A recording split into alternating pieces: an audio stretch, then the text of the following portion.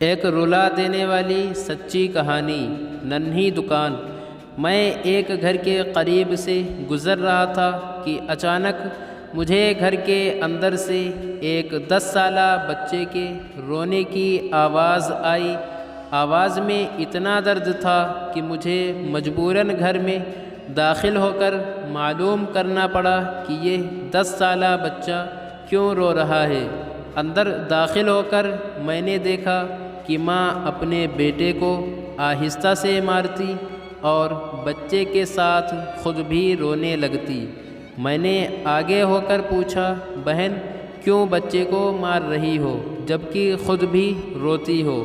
اس نے جواب دیا کہ بھائی، آپ کو تو معلوم ہے کہ اس کے والد اللہ کو پیارے ہو گئے ہیں اور ہم بہت غریب بھی ہیں۔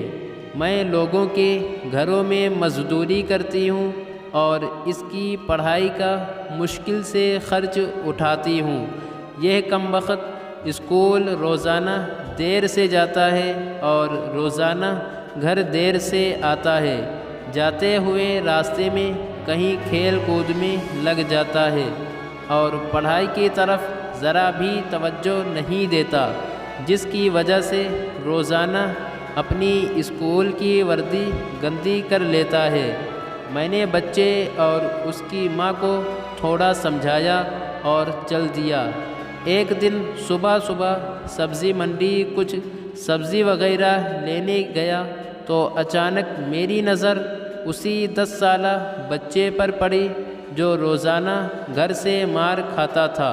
کیا دیکھتا ہوں کہ وہ بچہ منڈی میں پھر رہا ہے اور جو دکاندار اپنی دکانوں کے لیے سبزی خرید کر اپنی بوریوں میں ڈالتے تو ان سے کوئی سبزی زمین پر گر جاتی اور وہ بچہ اسے فوراً اٹھا کر اپنی جھولی میں ڈال لیتا۔ میں یہ ماجرا دیکھ کر پریشانی میں مبتلا ہو رہا تھا کہ چکر کیا ہے۔ میں اس بچے کو چوری چوری فالو کرنے لگا۔ جب اس کی جھولی سبزی سے بھر گئی تو وہ سڑک کے کنارے بیٹھ کر اونچی اونچی آوازیں لگا کر اسے بیچنے لگا۔ منہ پر مٹی، گندی وردی اور آنکھوں میں نمی کے ساتھ ایسا دکاندار زندگی میں پہلی بار دیکھ رہا تھا۔ دیکھتے دیکھتے اچانک ایک آدمی اپنی دکان سے اٹھا جس کی دکان کے سامنے اس بچے نے ننھی سی دکان لگائی تھی۔ اس شخص نے آتے ہی ایک زوردار پاؤں مار کر اس ننھی سی دکان کو ایک ہی جھٹکے میں ساری سڑک پر پھیلا دیا اور بازو سے پکڑ کر اس بچے کو بھی اٹھا کر دھکا دے دیا۔ ننھا دکاندار آنکھوں میں آنسو لیے دوبارہ اپنی سبزی کو اکٹھا کرنے لگا اور تھوڑی دیر بعد اپنی سبزی کسی دوسری دکان کے سامنے ڈرتے ڈرتے لگا لی۔ بھلا ہو اس شخص کا جس کی دکان کے سامنے اب اس نے اپنی ننھی دکان لگائی۔ اس شخص نے اس بچے کو کچھ نہیں کہا۔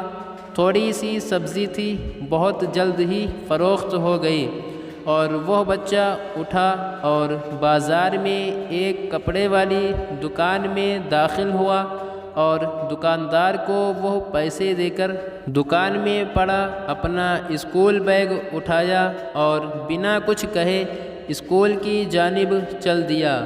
میں بھی اس کے پیچھے پیچھے چل رہا تھا۔ جب وہ بچہ اسکول گیا تو 1 گھنٹہ دیر ہو چکی تھی، جس پر اس کے استاد نے ڈنڈے سے اسے خوب مارا۔ میں نے جلدی سے جا کر استاد کو منع کیا کہ یتیم بچہ ہے، اسے مت مارو۔ استاد فرمانے لگے کہ سر، یہ روزانہ 1 گھنٹہ دیر سے آتا ہے، میں روزانہ اسے سزا دیتا ہوں کہ ڈر سے اسکول ٹائم پر آئے اور کئی بار میں اس کے گھر بھی پیغام دے چکا ہوں۔ بچہ مار کھانے کے بعد کلاس میں بیٹھ کر پڑھنے لگا۔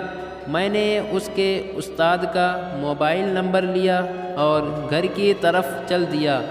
گھر جا کر معلوم ہوا کہ میں جو سبزی لینے گیا تھا وہ تو بھول ہی گیا ہوں۔ حسب معمول بچے نے اسکول سے گھر آ کر ماں سے ایک بار پھر مار کھائی ہوگی۔ ساری رات میرا سر چکراتا رہا۔ اگلے دن صبح کی نماز ادا کی اور فوراً بچے کے استاد کو کال کی کہ منڈی ٹائم ہر حالت میں منڈی پہنچے، جس پر مجھے مثبت جواب ملا۔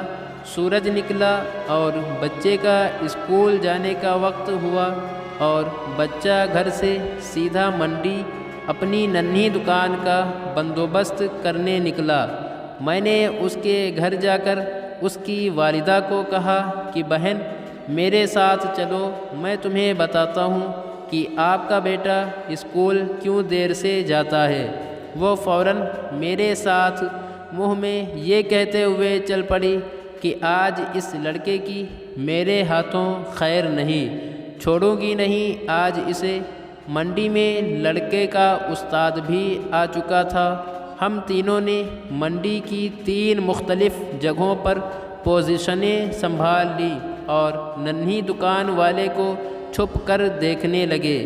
حسب معمول آج بھی اسے کافی لوگوں سے جھڑکیں لینی پڑی اور آخر کار وہ لڑکا اپنی سبزی فروخت کر کے کپڑے والی دکان کی طرف چل دیا۔ اچانک میری نظر اس کی ماں پر پڑی تو کیا دیکھتا ہوں کہ بہت ہی درد بھری سسکیاں لے کر زارو قطار رو رہی تھی، اور میں نے فوراً اس کے استاد کی طرف دیکھا تو بہت شدت سے اس کے آنسو بھی بہہ رہے تھے۔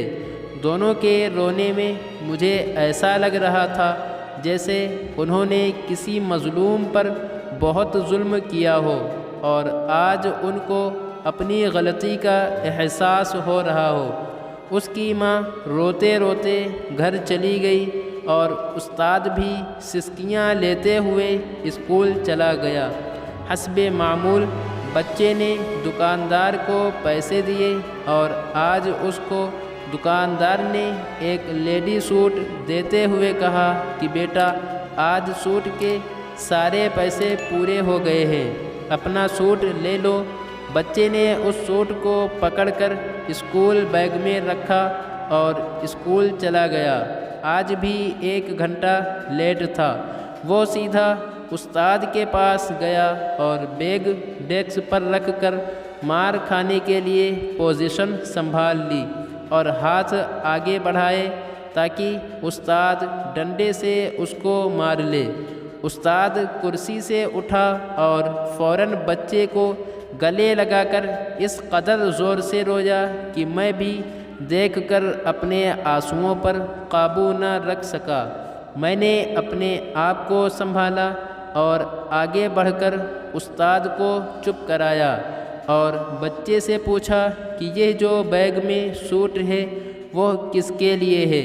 بچے نے جواب دیا کہ میری ماں امیر لوگوں کے گھروں میں مزدوری کرنے جاتی ہے اور اس کے کپڑے پھٹے ہوئے ہوتے ہیں، اس کے پاس جسم کو مکمل ڈھانپنے والا کوئی سوٹ نہیں ہے، اس لیے میں نے اپنی ماں کے لیے یہ سوٹ خریدا ہے۔ میں نے بچے سے سوال پوچھا کہ یہ سوٹ اب گھر لے جا کر ماں کو دو گے؟ جواب نے میرے اور اس کے استاد کے پیروں کے نیچے سے زمین ہی نکال دی۔ بچے نے جواب دیا، نہیں انکل جی، چھٹی کے بعد میں اسے درزی کو سلائی کے لیے دے دوں گا اور روزانہ تھوڑے تھوڑے پیسے جمع کر کے سلائی دوں گا۔ جب سلائی کے پیسے پورے ہو جائیں گے تب میں اسے اپنی ماں کو دوں گا۔ استاد اور میں یہ سوچ کر روتے جا رہے تھے کہ ابھی اس معصوم کو اور منڈی جانا پڑے گا اور لوگوں سے دھکے کھانے پڑیں گے اور ننھی دکان لگانی پڑے گی۔ آخر کب تک غریبوں کے بچے ننھی دکانیں لگاتے رہیں گے؟ آخر کب تک؟ اللہ تعالی ہر غربا و مساکین کی غیب سے مدد فرمائے، آمین یا رب العالمین۔ اگر آپ کو یہ ویڈیو پسند آئی ہو تو ویڈیو کو لائک کیجیے اور چینل کو بھی سبسکرائب کیجیے۔ شکریہ۔